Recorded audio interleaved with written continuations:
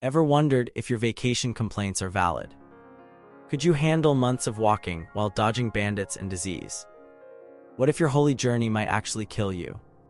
Number 9. The dreaded death on foreign soil. Have you ever considered what would happen if you died thousands of miles from home? For medieval pilgrims, this wasn't just a passing worry, it was a terrifying reality they had to accept before taking their first step. Death lurked around every corner of the medieval pilgrimage routes. Imagine spending your last moments in a strange land, surrounded by people who didn't speak your language, with no family to comfort you as you passed into the next life.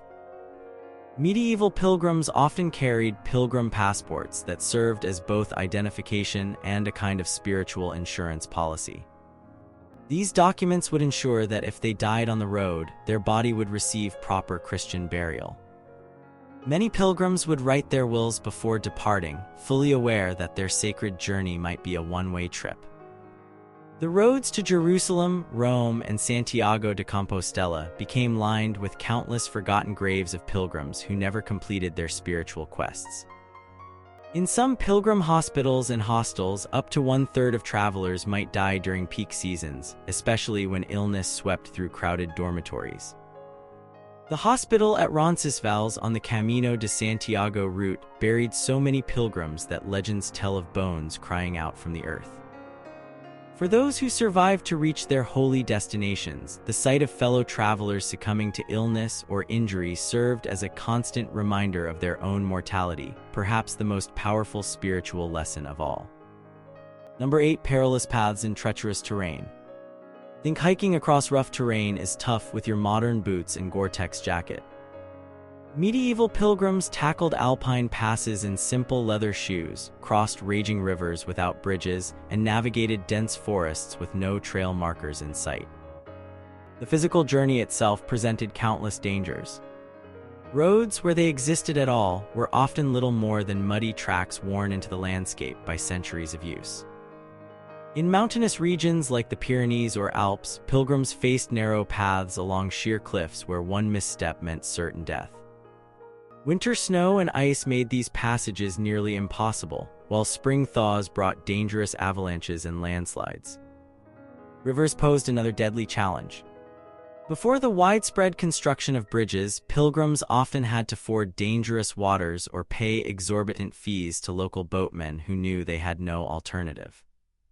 Stories circulated of unscrupulous ferrymen who would rob pilgrims mid-crossing or even dump them into the water and steal their belongings. One particularly notorious stretch on the way to Santiago de Compostela was grimly nicknamed "Kills the Ass" because so many pack animals and their owners perished attempting to navigate its steep, rocky terrain. The Monte de Gozo Mount of Joy earned its name because it offered pilgrims their first glimpse of Santiago Cathedral, if they survived long enough to reach its summit. Pilgrims walking to Jerusalem faced even more extreme conditions, including vast stretches of desert where water sources were scarce and often controlled by bandits who demanded payment. Many died of thirst or heat exhaustion within sight of sacred destinations they would never reach. Number 7. Bandits, thieves, and highway robbers. Ever been pickpocketed on vacation? Now imagine losing everything you own to armed robbers, including the clothes on your back. Medieval pilgrims were walking targets for criminals of every sort. Pilgrims presented perfect prey for highway robbers. They traveled with whatever valuables they possessed, often carried cash for the journey, and followed predictable routes. Their distinctive clothing and badges immediately identified them as travelers unfamiliar with local dangers. Even worse, attacking a pilgrim was thought to bring particularly good fortune to bandits, as these holy travelers often carried blessed objects or relics. The danger grew so severe that specialized military orders like the Knights Templar were partially founded to protect pilgrims on the road to Jerusalem. In Spain, local rulers built castles and guard towers along the Camino de Santiago, specifically to defend travelers from bandit attacks. Despite these protections, countless pilgrims were robbed, beaten, or murdered by highway predators. A 14th-century pilgrim named Domenico Laffi described being attacked 3 times during a single journey to Santiago. Another traveler, William Way, noted that pilgrims on the road to Jerusalem in 1458 had to travel in large armed groups and pay for additional guards when passing through certain regions notorious for banditry. Even reaching a city didn't guarantee safety. Urban thieves specialized in targeting exhausted pilgrims, stealing from them while they slept in crowded hostels or cutting purses during church services at the very shrines the faithful had traveled so far to visit. Number 6. Disease, infection, and medieval medicine. Think catching a cold on your flight is bad. Medieval pilgrims faced bubonic plague, dysentery, and untreated wounds, all without antibiotics or modern hospitals. The pilgrim routes became superhighways for disease transmission during the Middle Ages. Travelers carried infections from one region to another, while the crowded, unsanitary conditions of pilgrim hostels created perfect breeding grounds for contagion. A simple cut could become infected and turn fatal without proper treatment, and the physical strain of long-distance walking weakened even the strongest immune systems. Dysentery, often called the flux in medieval accounts, was so common among pilgrims that it was considered an almost inevitable part of the journey. The combination of unpurified water, unfamiliar food, and poor sanitation meant that digestive illnesses struck most travelers at some point. Weakened by diarrhea and unable to maintain adequate hydration on the road, countless pilgrims succumbed to this unglamorous but deadly condition. During the Black Death and subsequent plague outbreaks, pilgrim routes became particularly dangerous. Towns might bar their gates to travelers suspected of carrying disease, leaving them to die in the countryside. Conversely, pilgrims might arrive at destinations only to find themselves trapped in quarantined cities experiencing outbreaks.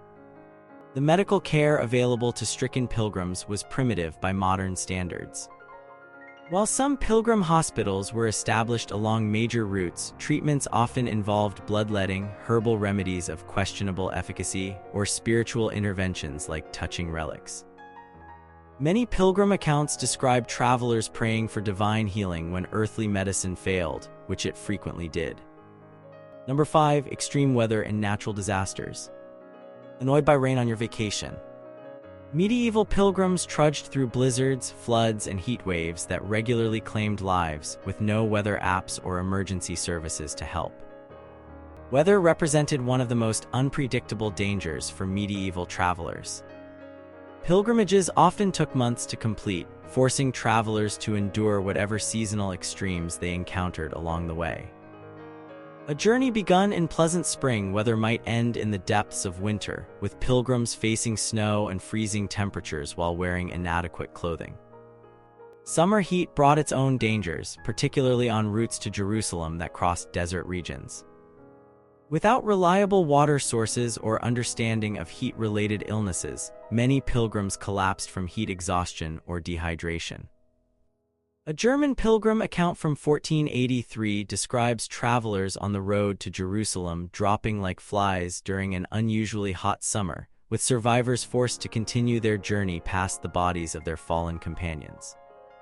Sudden storms could transform placid streams into raging torrents within hours, washing away bridges and making crossings impossible for days or weeks. Flash floods claimed countless lives, particularly in mountainous regions where pilgrims might be trapped in narrow valleys with no escape route.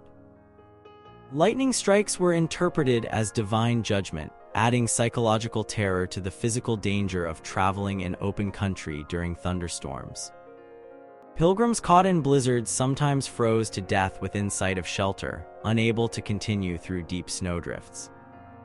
Perhaps most terrifying were earthquakes and volcanic eruptions, which medieval travelers had no way to predict or understand scientifically. Several pilgrim accounts describe the ground opening up or moving like the sea, leaving travelers to wonder if the apocalypse had arrived during their sacred journey. Number 4. Linguistic barriers and cultural misunderstandings. Ever tried ordering food in a country where you don't speak the language? Now imagine negotiating for your life or trying to find medical help without a shared vocabulary. Medieval pilgrims crossed through numerous linguistic regions, often without any knowledge of local languages or customs. This communication gap created dangers both serious and subtle. Unable to ask for directions, pilgrims frequently became lost in unfamiliar territory. Unable to read warning signs or understand verbal cautions, they blundered into dangerous situations that locals knew to avoid. Cultural misunderstandings proved equally perilous. Gestures considered friendly in one region might be deeply offensive in another. Dietary customs varied widely, leading pilgrims to unknowingly violate religious taboos or local sensibilities. Even the timing of prayers and religious observances differed between regions, causing confusion and sometimes conflict. In some areas, local populations were openly hostile to foreign pilgrims, viewing them as unwelcome intruders rather than holy travelers. This xenophobia could escalate from verbal abuse to physical violence, particularly during times of political tension between regions. Pilgrims from enemy territories might find themselves treated as spies or advance scouts for invasion forces. Translation services existed mainly in major cities and trade centers, leaving travelers to navigate rural areas through improvised sign language and basic Latin phrases. Pilgrimage guides like the 12th century Codex Calixtinus included rudimentary phrasebooks, but most pilgrims relied on fellow travelers who might have some knowledge of local tongues. The linguistic isolation experienced by medieval pilgrims added a profound layer of vulnerability to their journey. In moments of crisis, unable to explain their needs or understand offers of help, many died from problems that might have been easily resolved with clear communication. Number 3, financial ruin and exploitation. Think vacation expenses are outrageous now. Medieval pilgrims often spent their life savings on journeys, only to face unexpected fees, currency exchange scams, and outright theft. The financial burden of pilgrimage drove many medieval travelers into poverty. Before departing, pilgrims needed to save enough to support themselves for months or even years on the road, while also providing for family members left behind. Many sold their property or took loans at ruinous interest rates to fund their journey, believing the spiritual benefits outweighed any material sacrifice. Once on the road, pilgrims discovered countless unexpected expenses. Bridge tolls, ferry fees, and safe passage payments to local lords drained their purses at every turn. Currency exchange presented another financial hazard, with money changers offering terrible rates to desperate travelers who had no alternative. Many pilgrims found their funds exhausted long before reaching their destination, forcing them to beg or work in foreign lands where they faced exploitation as vulnerable outsiders. Accommodation providers along pilgrim routes became notorious for overcharging. A 15th century account by a German pilgrim named Felix Fabry describes hostels near Jerusalem that charged 1 ducat per night for a space on the floor no larger than a man's body, while providing no food or bedding. Similar complaints echo throughout medieval pilgrim narratives across all major routes. Even reaching the holy destination didn't end the financial bleeding. Churches and shrines expected donations, official guides demanded payment, and vendors sold vastly overpriced, authentic relics and souvenirs. Many pilgrims who managed to reach Jerusalem, Rome, or Santiago found themselves unable to afford the return journey, forced to join the ranks of permanent beggars in these holy cities. The economic exploitation of religious devotion became so problematic that preachers regularly condemned those who profited from pilgrims' desperation, though such sermons did little to change the practices along established routes. Number 2, fraud, scams, and false relics. Annoyed by tourist traps. Medieval pilgrims faced elaborate scams designed to exploit their faith, from fake miracle workers to counterfeit holy relics that promised salvation at a price. The spiritual vulnerability of pilgrims made them perfect targets for religious fraud. Having traveled hundreds or thousands of miles seeking divine connection, few could resist the opportunity to enhance their pilgrimage by viewing or touching sacred objects, even when these relics seemed suspiciously abundant or available only for a fee.